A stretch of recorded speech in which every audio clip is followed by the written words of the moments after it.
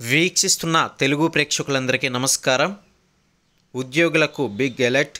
అయితే ఈపీఎఫ్ ఖాతా సంబంధించి కొన్ని ముఖ్యమైన వివరాలు అయితే రావడం జరిగింది. మరి ఈ వివరాలు చూసే ముందు మొదటిసారి కనుక ఛానల్ని చూస్తున్నట్లయితే సబ్స్క్రైబ్ చేసుకోలేని వాళ్ళు ఇప్పుడే సబ్స్క్రైబ్ చేసుకొని పక్కనే ఉన్న గంట సింబల్ నొక్కి ఆల్ అండ్ నోటిఫికేషన్ మీద ట్యాప్ చేయండి. తద్వారా మేము పెట్టే ప్రతి ఒక్క అప్డేట్స్ అనేది పొందగలుగుతారు. ఇక ఈ వీడియోని లైక్ చేసి మీకు తోటి ఉద్యోగులతో షేర్ చేయడం మాత్రం మర్చిపోకండి. ఇక ఈ వీడియో యూస్ఫుల్ అయింది అనుకున్నట్లయితే మాత్రం మీ యొక్క అభిప్రాయాన్ని కింద కామెంట్ సెక్షన్లో తెలియజేయండి. పీఎఫ్ ఖాతా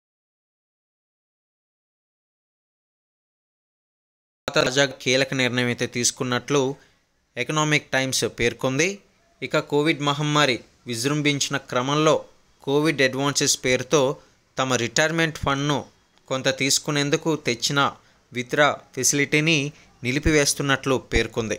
చూసారు కదండి. అయితే ఈ విషయంపై ఈపీఎఫ్ఓ నుంచి ఎలాంటి అధికారిక ప్రకటన అయితే ప్రస్తుతం రాలేదు. కానీ ఎవరైనా పీఎఫ్ ఖాతా నుంచి డబ్బులు తీసుకోవాలని భావిస్తే మాత్రం వెంటనే తీసుకోవడం మంచిది. ఈ విషయం ఈపీఎఫ్ఓ అధికారిక ప్రకటన వచ్చినట్లయితే కనుక ఆ తర్వాత తీసుకోవడం అనేది కుదరదు. ఎందుకంటే ఇప్పటికీ ఒక 2024లో కూడా కేసులు అనేది నమోదవుతున్నట్లుగా మనకు తెలుస్తుంది. ఇక 2020 ఏడాదిలో కరోనా వైరస్ మన దేశంలో అయితే విజృంభించింది.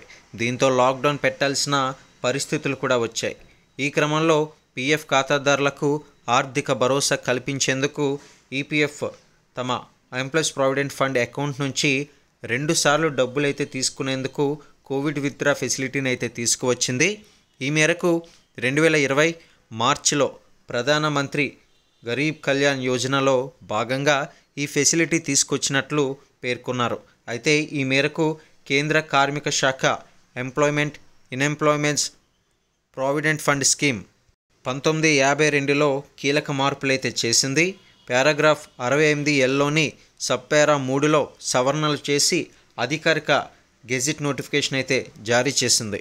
ఈ నిబంధనల ప్రకారం 3 నెలల పాటు ప్రాథమిక వేతనాలు డిఆర్ఎస్ ఎలివెన్స్ల మేరకు లేదా ఈపీఎఫ్ ఖాతాల సభ్యుని క్రెడిట్లో ఉన్న మొత్తంలో కూడా 75% వరకు ఏది తక్కువైతే అది తీసుకునేందుకు అవకాశం అయితే కల్పించారు.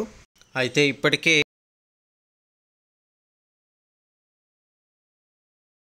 లక్షల పీఎఫ్ ఖాతాలు తెరిచినట్లయితే ఈపీఎఫ్ఓ తెలిపింది.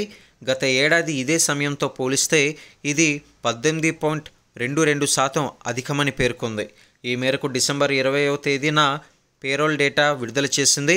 అయితే అక్టోబర్ 2023లో మొత్తం 7.72 లక్షల మంది కొత్త సభ్యులు ఈపీఎఫ్ఓకు చెందిన సోషల్ సెక్యూరిటీ స్కీమ్ కిందకు వచ్చినట్లయితే పేర్కొంది. గత ఏడాదితో పోలిస్తే ఇది 6.07% అధికమని పేర్కొంది.